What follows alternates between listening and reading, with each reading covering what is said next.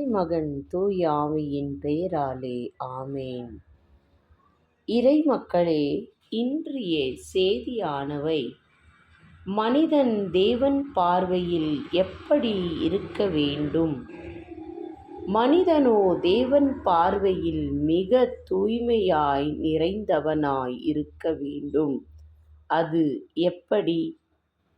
தூய்மை என்றால் அவனோ நல் உள்ளத்தைக் கொண்டவன், அன்பானவன், நன்மை செய்கிறவன், மற்றவர்களின் துன்பத்தை புரிந்து கொள்கிறவன், மற்றவர்களுக்கு உதவி செய்கிறவன், கடவுளுக்கும் மனிதருக்கும் நிகராய் இருப்பவன், உள்ளத்தில் எந்த களங்கம் இல்லாதவன், கடவுளுடைய வார்த்தைகளை மற்றவர்களுக்கு எடுத்துரைக்கிறவன், மனம் வேதனைப்படுபவர்களுக்கு ஆறுதலின் வார்த்தைகளை சொல்லி அவருக்கு தன்னால் முடிந்ததை செய்பவன், ஒருவருக்கும் தீமையை நினைக்காதவன் மற்றும் தன் ஆத்துமாவை எப்பொழுதுமே காத்து கொள்கிறவன், தன்னை சார்ந்தவர்களுக்கு மிகவும் அன்பானவனாய்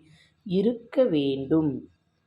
ஒருவரும் அவனை தூசிக்காமலும் இருந்து கொள்ள வேண்டும்.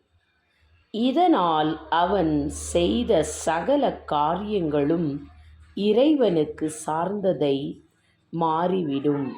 அதுவே அவனுடைய வாழ்வில் தன்னை அறியாத மனம் அமைதி நிலையும். ஜெபம். அன்பின் இறைமக்களே, உலகமெல்லாம் உமக்கு ஆதாயம் என்றாலும் ஆத்துமாவை காத்து கொள்ளாவிட்டால் உமக்கு ஆதாயமாய் இருப்பது என்ன? இறைவன் உம்மிடம் கேட்கும் வார்த்தை இதுவாயிருக்கும். அப்பொழுது நீங்கள் சொல்கிற வார்த்தை எது என்பதை நீங்கள் சிந்தித்துப் பாருங்கள். உலக மக்களே, இதோ கடவுள் வரும் காலங்களில் தன் ஆத்துமாவை காத்து கொள்ளுங்கள் என்று ஒவ்வொரு நொடியிலும் நம் தேவ தாயான அன்னை மரியாள் சொல்லும் அந்த வார்த்தையை அனைவரும் சிந்தித்துப் பாருங்கள். உலகத்தில் இருக்கும் அனைத்தையும் அழிந்து போகும், தன் ஆத்துமாவோ அழியாது. இதைதான் தாயான அன்னை மரியாள் நம் எல்லோருக்கும் சொல்லுகிற வார்த்தை. அன்பான இறை மக்களே, ஆத்துமாவை பரிசுத்தமாக மாறுவதற்கு முதலாக தன்னுடைய ஆத்துமாவை அனைத்து மக்களும் காத்து கொள்ள வேண்டும்.